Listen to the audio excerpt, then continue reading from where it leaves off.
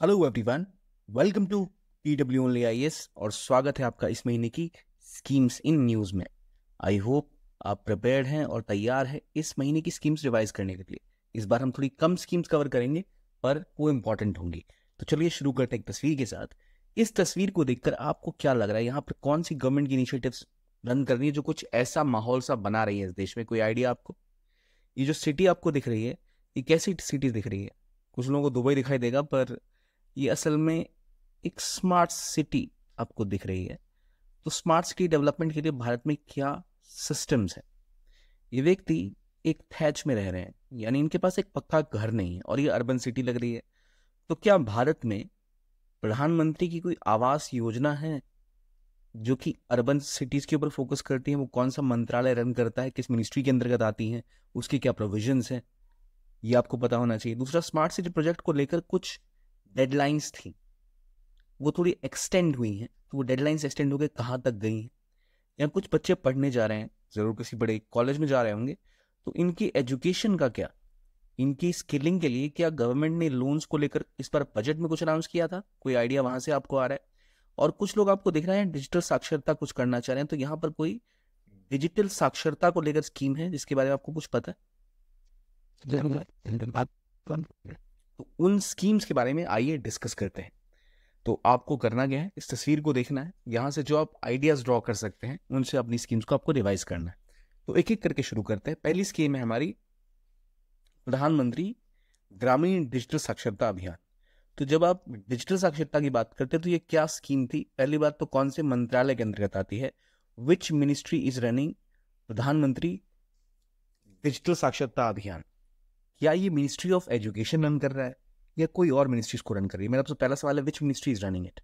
तो जो मिनिस्ट्री है उस मिनिस्ट्री का नाम है, बताइए, ministry of electronics and information technology. यानी नीति से जो मिनिस्ट्री हमारी वो इसको रन कर रही है। ये असल में कोशिश ये कर रहा है मिशन कि 6 करोड़ लोग जो भारत भर के हैं उनको रूरल एरियाज में डिजिटली लिटरेट बनाना, ठीक है।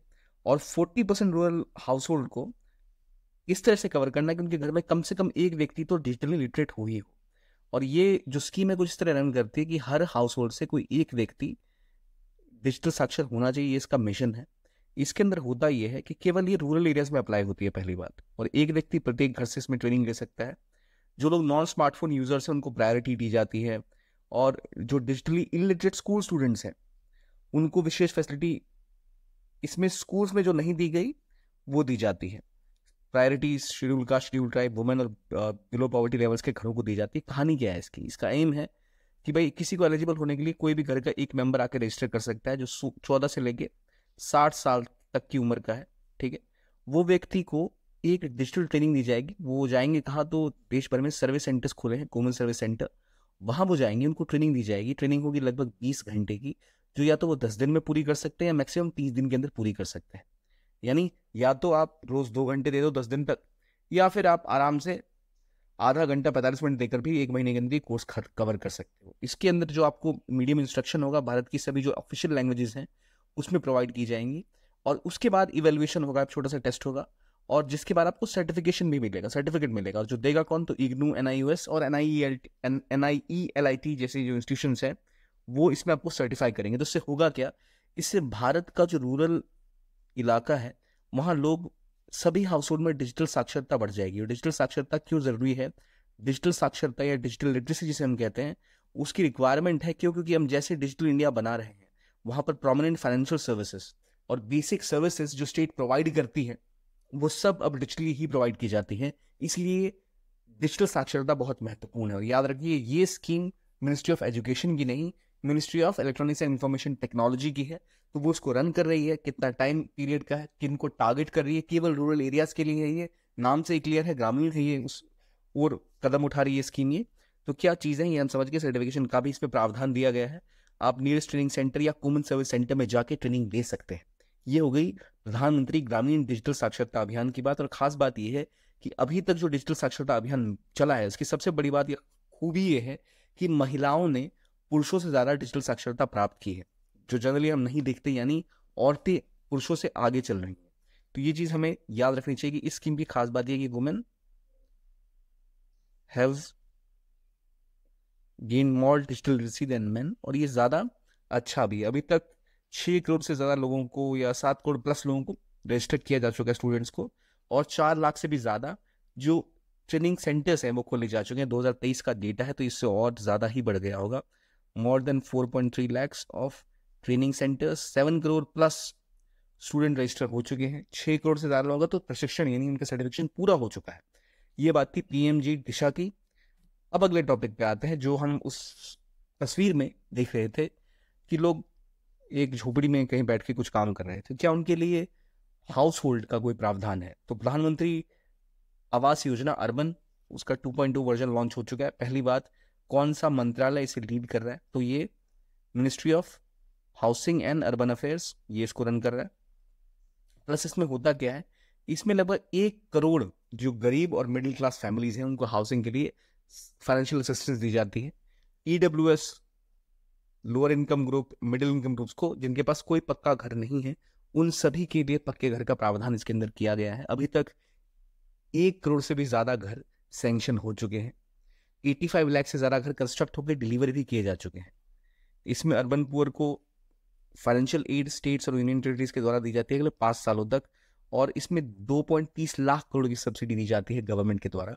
तो एक बहुत महत्वपूर्ण स्कीम है हाउसिंग फॉर ऑल के अंतर्गत प्रधानमंत्री आवास योजना अर्बन। ठीक है, ये एक फ्लैगशिप स्कीम है, और इस स्कीम की खास बात यह है कि हम केवल समझते हैं कि हाउसिंग को पूरा कर रही है, तो नहीं। असल में इसका एक इंपॉर्टेंट कंपोनेंट है कि इसके अंदर जो आपका ओपन डिफिकेशन है वो भी टारगेट हो जा रहा है। ठीक है, क्योंकि घरों में एक शुरुआत इसकी होगी कि रनिंग टॉयलेट सबके पास होगा, वुमेन एम्पावरमेंट होगी, घर अक्सर महिलाओं के नाम पर रजिस्टर हो रहे हैं।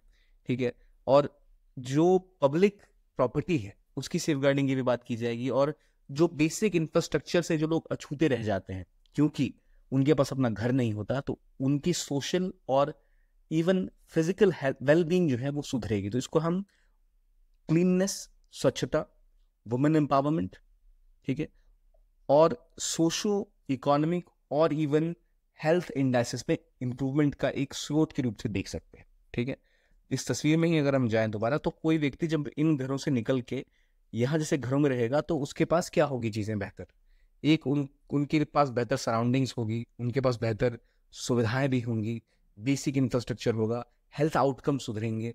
इसके अलावा उनके पास ज़्यादा अपॉर्चुनिटीज़ होंगी। तो जो महिलाओं के नाम पर अगर घर है तो वो ज़्यादा सशक्त होंगी, उनके पास अपना एक खुद का घर होगा, तो it will lead to socio economic and even health outcomes to be in a better way. तो ये हो गई प्रधानमंत्री आवास योजना के बारे में। अगर आपको और डायमेंशन देखने हैं तो आप इस तरह से देख सकते हैं। कौन से मंत्रालय का, ये भी हमने समझ लिया। अब अगले स्कीम की बात करते हैं, जो प्रधानमंत्री जनजातीय उन्नत ग्राम अभियान। ये मिनिस्ट्री ऑफ ट्राइबल अफेयर्स के अंतर्गत लॉन्च हुई, बेसिक सेक्टर मिनिस्ट्री है। इसके अंदर कोशिश ये है कि जितने भी ट्राइबल मेजोरिटी विलेजेस हैं उनके अंदर एक यूनिवर्सल कवरेज प्रोवाइड करना और 5 करोड़ ट्राइबल लोगों को सहायता पहुंचाना। इससे पहले पीएम जनमान यानी प्रधानमंत्री जनजातीय आदिवासी न्याय महाअभियान लॉन्च किया था। उसके बाद ये दूसरा उसी के तर्ज पर एक और लॉन्च किया गया स्कीम है, जो बात करता है कि जितनी बेसिक फैसिलिटीज हैं वो जो पर्टिकुलरली वल्नरेबल ट्राइबल ग्रुप्स हैं, पीवीटीजीज, उन तक पहुंचाई जाए। तो ये महत्वपूर्ण स्कीम है जिसको गवर्नमेंट ने लॉन्च किया है। इससे पहले, जैसे मैंने आपको पहले बताया, एक जनजातीय आदिवासी न्याय महाअभियान लॉन्च किया गया था, जहां जो पीवीटीजीज थी उनको टारगेट किया गया, उन ट्राइबल ग्रुप्स को टारगेट किया गया। उनके अंदर बेसिक जो सुविधाएं चाहिए, घर की बात हो गई, कनेक्टिविटी, वाटर सप्लाई, और टॉयलेट्स तो खैर हम पहले ही अलग स्कीम में कवर कर रहे हैं, वहां पे रोड्स बिल्ड करना, जो उनके लिए मुख्य रूप की सुविधाएं होनी चाहिए, क्योंकि जो पीवीटीजीज हैं, पर्टिकुलरली वल्नरेबल ट्राइबल ग्रुप्स, ये उन इलाकों में बसते हैं जहां पर सरकार की बेसिक सुविधाएं उन तक नहीं पहुंच पाती। तो प्रधानमंत्री जनजातीय उन्नत ग्राम अभियान जो आगे और लॉन्च हुआ, उसी को और आगे लेके जा रहा है, इनकी आर्थिक, सामाजिक, सोशो इकोनॉमिक सिचुएशन में बढ़ोतरी के लिए, और उनके हर इलाकों तक पहुंचना कोशिश है, ताकि वो किसी भी इलेक्ट्रिसिटी की बात हो, कनेक्टिविटी की बात हो, हाउसिंग की बात हो, वाटर सप्लाई की बात हो, वो सब पूरी मिली जो पीवीटीजीज हैं उन तक। तो पीवीटीजीज असल में है कौन से ग्रुप, कहाँ कहाँ पे फैले हुए हैं, तो ये आपको 75 टोटल है।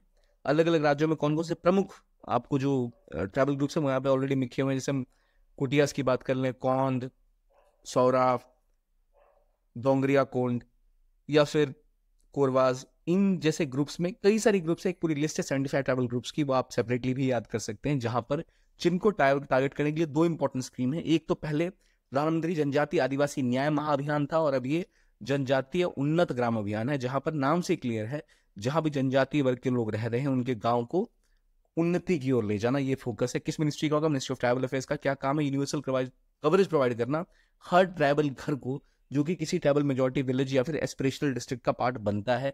5 करोड़ ट्राइबल लोगों को इसका फायदा मिलेगा, जो 63,000 से भी ज्यादा गाँव में रह रहे हैं। और खासतौर पर जो फोकस है वो पर्टिकुलरली वनरेबल ट्राइबल ग्रुप्स के ऊपर किया गया है। ठीक है, आगे बढ़ते हैं और अब बात करते हैं revamp model skill loan scheme की। पहले भी गवर्नमेंट एजुकेशन के लिए, स्किल एजुकेशन के लिए लोन्स प्रोवाइड किया करती थी, लेकिन इस बार बजट में कुछ बदलाव किए गए थे और एजुकेशन पे फोकस करते हुए 10 लाख तक फाइनेंशियल सपोर्ट हायर एजुकेशन के लिए देना स्टार्ट किया गया। जहां पर जो मॉडल स्किल लोन स्कीम थी उसमें बदलाव किए गए। बदलाव क्या किए गए कि अब जो स्कीम आई है उसके तहत खास बात यह है कि पहले जो लोन्स मिलते थे केवल उन प्लेटफॉर्म्स पे मिलते थे जो कि NSQF या नॉन NSQF कोर्सेज दोनों को मिला के मिलते हैं, प्लस जो लोन अमाउंट है पहले 1.5 लाख तक हुआ करता था, अब 7.5 लाख तक पहुंच चुका है, जो बढ़ गया। तो ये पहले क्रेडिट गारंटी फंड स्कीम थी स्किल डेवलपमेंट की 2015 की, उसको और आगे ले जाया जा चुका है। मिनिस्ट्री कौन सी है? तो ministry of skill development and entrepreneurship. यहाँ पर क्या किया जाएगा कि अगर आपको स्किल डेवलपमेंट के कोर्स करने हैं तो आपको एक लोन प्रोवाइड हो जाएगा सस्ती कीमत पर, जो लोन मिलते ही आप अपनी स्किल को बढ़ा सकते हैं, अपने आप को अपस्किल कर सकते हैं। जैसे आप अपस्किल करेंगे तो आपके पास जॉब अपॉर्चुनिटीज बढ़ जाएंगी।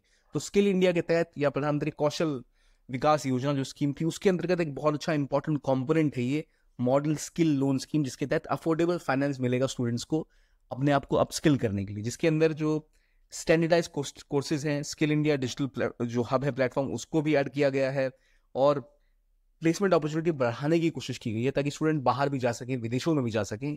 और लोन का अमाउंट भी पहले 1.5 लाख तक ही था, वो अब 7.5 लाख तक पहुंच चुका है। और डिफॉल्ट होने पर 75% तक का लोन जो है उसको बैक किया जाएगा गारंटी के साथ। तो एक बहुत इंपॉर्टेंट योजना है स्किलिंग को लेकर। किस मिनिस्ट्री की? Ministry of skill development and entrepreneurship. इसके बाद आते हैं स्मार्ट सिटी मिशन के ऊपर। स्मार्ट सिटी मिशन जो गवर्नमेंट का था, किस मिनिस्ट्री के अंदर था? Again ministry of urban and housing affairs का था, MOHUA का। ये कोशिश क्या थी कि स्मार्ट सिटी क्रिएट करना, स्मार्ट सॉल्यूशन के साथ 100 स्मार्ट सिटीज बनाने का हमारा उद्देश्य था, और इसको 2025 तक अब एक्सटेंड कर दिया जा चुका है। इसके अंदर प्रोविजन ये था कि सेंट्रल गवर्नमेंट हर एक सिटी को हर साल 100 करोड़ रुपए देगी, और उतना ही अमाउंट वहां की स्टेट गवर्नमेंट या फिर जो अर्बन लोकल बॉडीज है वो मैच करेगी, ताकि सिटीज में स्मार्ट इंफ्रास्ट्रक्चर डेवलप किया जा सके। और इसमें कॉम्पिटिटिव कोऑपरेटिव फेडरलिज्म को पुश किया जाने लग गया था कि पहले जो सिटीज थी, जो स्टेट्स थे, वो आपस में कम्पीट करेंगे किन सिटीज को मौका मिलना चाहिए, और फिर इंट्रा स्टेट कॉम्पिटिशन होगा, फिर सिटी चैलेंज होगा, कौन सी सिटी चुनी जाएगी, फिर उसके लिए एक SPV यानी एक स्पेशल पर्पस व्हीकल बनाया जाएगा, और उसके तहत फंड्स की बात की जाएगी, कैसे फंडिंग की जा सकती है, जो अर्बन लोकल बॉडी है वो कितना फंड्स अपनी ओर से ऐड कर सकती है, किस तरह वहां और बेहतर इंफ्रास्ट्रक्चर डेवलप हो सकता है, स्मार्ट सॉल्यूशंस ढूंढे जा सकते हैं। इसमें प्राइवेट एंटिटीज भी इन्वेस्ट कर सकती थी, लेकिन कोशिश ये थी कि जो म्यूनिसिपैलिटी है उसका मेजॉरिटी कंट्रोल रहेगा, जब भी अगर प्राइवेट इक्विटी भी इन्वेस्ट करेगी तब भी। तो ये कोशिश थी, लेकिन स्मार्ट सिटी मिशन उतना सक्सेसफुल नहीं हो पाया। कोशिश ये थी कि जो पुरानी इंफ्रास्ट्रक्चर की कमियां हैं उनको हम रेनोवेट करेंगे, रिन्यू करेंगे, नए नए ग्रीन फील्ड इलाकों में और ग्रोथ करेंगे, वहां पर भी और इंफ्रास्ट्रक्चर बिल्ड करेंगे ताकि सिटी स्ट्रक्चर बहुत ज्यादा डेवलप हो पाए। लेकिन दिक्कत ये आ रही थी कि जिस लेवल पे कोशिश की गई वो पूरी हो नहीं पाई। तो डिसीजन मेकिंग हो, गवर्नेंस हो, सर्विस डिलीवरी हो, उन सभी को डिजिटाइज करके उन सबको स्मार्ट बनाने की कोशिश थी। बाकी पहले की जो गवर्नमेंट की अलग अलग स्कीम्स थी, जैसे अमृत भारत या स्वच्छ भारत मिशन या हृदय स्कीम, जिसके तहत आप टूरिस्ट सिटीज को भी डेवलप करना चाह रहे थे, उन सब का एक कोलेबोरेशन बना के सिटीज को डेवलप किया जाए, 100 स्मार्ट सिटीज बनाई जाए। लेकिन ये उस हद तक ऑपरेशनल नहीं हो पाया जिस हद तक उम्मीद की जा रही थी। नतीजा अगर आप देखें तो 2023 का जो टारगेट था वो तो पूरा नहीं हो पाया। 50% ही जो काम था वो पूरा हो पाया, और अगर कहा जाए तो केवल 10 शहरों ने ही 90% प्रोजेक्ट्स को पूरा किया, और 100 स्मार्ट सिटीज की हम बात कर रहे थे तो बहुत पीछे रह गए हम, और वो टारगेट अचीव नहीं हो पाया। जो 29 सिटीज ही अपना 33% प्रोजेक्ट भी पूरा कर पाई है। सो यू कैन से कि बहुत बुरा हाल है। सिक्किम, अरुणाचल प्रदेश, मिजोरम, मेघालय ने तो अपना 1/3 भी काम पूरा नहीं किया, और जो नॉर्थ इंडिया के स्टेट्स हैं उनका बहुत बुरा हाल है। सबसे ऊपर कोई है तो राजस्थान, उड़ीसा, कर्नाटका, चंडीगढ़, त्रिपुरा जैसे राज्य हैं जहां इन्होंने बेहतर परफॉर्म किया, और टॉप मोस्ट परफॉर्मर किसी राज्य को देखा जाए तो वो राजस्थान था। स्मार्ट सिटी प्रोजेक्ट के अंतर्गत, इस मिशन के अंतर्गत जो इंपॉर्टेंट प्रोजेक्ट्स पूरे करने थे उनको पूरा करने के मामले में। लेकिन इसके बावजूद स्मार्ट सिटी मिशन का जो ऑब्जेक्टिव था वो पूरा होता दिख नहीं रहा था। तो अभी तक जो टाइम फ्रेम सेट किया गया था उसके मुकाबले, तो अब इसको बढ़ा के 2025 तक पुश कर दिया गया है, ताकि दोबारा डेवलप किया जा सके। ग्रीन फील्ड डेवलपमेंट मतलब वाटर सप्लाई की बात आप कर लो तो उसको और कैसे बेहतर तरीके से किया जा सके, इलेक्ट्रिसिटी सप्लाई की बात कर लो, एनवायरमेंट प्रोटेक्शन की बात करो, हेल्थ एजुकेशन की बात कर लो, इन सभी एरियाज पे डिफरेंट डिफरेंट प्रोजेक्ट्स रन किए जा रहे थे, लेकिन अब वो उतनी तरह से सफलता से अप्लाई नहीं हो पाए। इसलिए यहाँ पर ये मुद्दा बन गया कि इसको रिन्यू करना, इसको थोड़ा और बढ़ाना हमारी जिम्मेदारी है, और यही कोशिश गवर्नमेंट की है अंडर स्मार्ट सिटी मिशन। अब जरा एक बार देख लें कि जो जो हमारी ये तस्वीर है, इससे आप कितनी चीजें याद कर पाएंगे। स्मार्ट सिटी मिशन किस मिनिस्ट्री का है, डेडलाइन एक्सटेंड होकर कहाँ तक पहुंच गई है, इसके अलावा प्रधानमंत्री अर्बन योजना जो लॉन्च की गई है वो क्या है,